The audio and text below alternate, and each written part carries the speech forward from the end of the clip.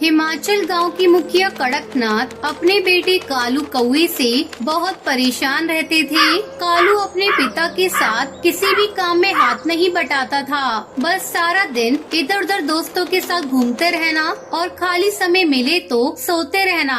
कड़कनाथ मुखिया को इसी बात की चिंता रहती थी कि कालू पर कभी गाँव को संभालने की जिम्मेदारी आई तो वो कैसे जिम्मेदारी को संभाल पाएगा। इसलिए एक दिन गुस्से में आकर कड़कनाथ कालू से बोला, कालू, तू कब तक इस तरह निठल्ला घूमता रहेगा? तेरी उम्र के कौवे शहर जाकर बड़ी बड़ी नौकरियां कर रहे हैं या फिर अपने पिता के साथ गांव की पंचायत में बैठते हैं। पर तुझे मैं कह कर थक गया। तू भी कुछ काम कर लिया कर। पर तेरे कान में तो जूं तक नहीं रहनी थी। मैंने फैसला किया है, अब तुम गाँव में तभी आओगे जब कुछ काम धंधा सीख जाओगे। अरे कैसी बातें कर रहे हो? अकेला कौवा कहाँ कहाँ भटकेगा। माँ, मुझे नहीं जाना कहीं भी। मैं पतंग उड़ाने बबलू के घर जा रहा हूँ। खबरदार, जो पतंग उड़ाने गए मैंने कह दिया सो कह दिया। अब तुम कल सुबह काम की तलाश में जाओगे और कोई काम सीख कर ही लौटोगे। कड़कनाथ ने जबरदस्ती कालू कौवे को काम ढूंढने भेज दिया ताकि वो एक जिम्मेदार कौवा बनकर आ सके। कालू काम की तलाश में निकल तो पड़ा, पर उसका मन बिल्कुल नहीं था। उड़ते उड़ते कालू एक जंगल में पहुंचा।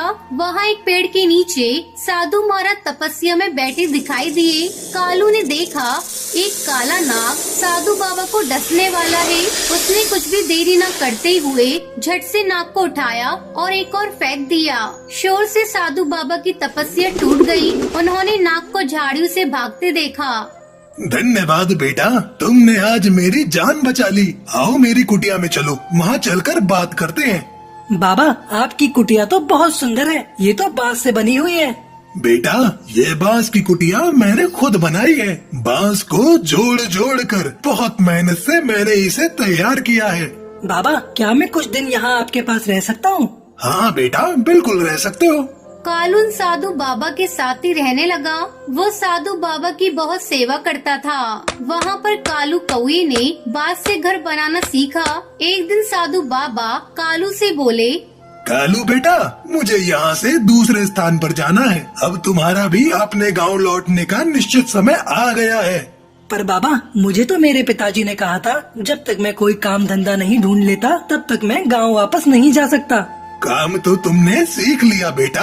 तुमने बांस के घर बनाने सीखे हैं, वो भी बहुत मेहनत का काम है। अब तुम अपने गांव जाना और वहाँ पर तुम जल्दी ही बांस के घर बनाना शुरू कर देना। बस ये काम है, एक दिन ये बांस के घर तुम्हारे बहुत काम आएंगे।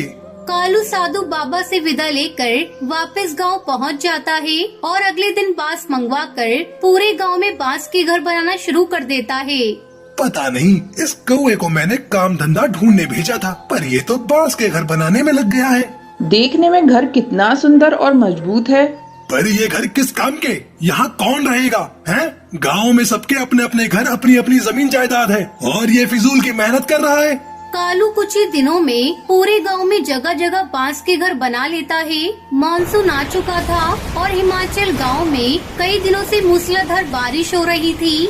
एक शाम पानी का बहाव तेज हो गया, जिससे हिमाचल गांव बाढ़ की चपेट में आ गया। हिमाचल के साथ साथ आसपास के बहुत से गांव बाढ़ में डूब रहे थे। हिमाचल गांव के पक्षी हाहाकार मचाने लगे। तभी उन्हें गांव में बने बांस के घर दिखाई दिए, जो काफी ऊंचे बने हुए और उन बांस के घरों की छत तक बाढ़ का पानी नहीं पहुंच रहा था। पूरे गांव ने बाढ़ से बचने के लिए कालू के द्वारा बनाए गए बांस के घरों में शरण ली। कड़कनाथ भी अपने बेटे कालू और अपनी पत्नी सुंदरी के साथ उसी बांस के घर में शरण लेता है। बापू, मुझे साधु बाबा ने बोला था कि वक्त आने पर ये बांस के घर बहुत काम आएंगे और आज हमारा पूरा गांव बाढ़ की चपेट में आ गया है। गांव में एक एक घर बाढ़ में डूब गया है, पर ये बांस के बने घर नहीं डूबे। हमारा पूरा गांव सुरक्षित है।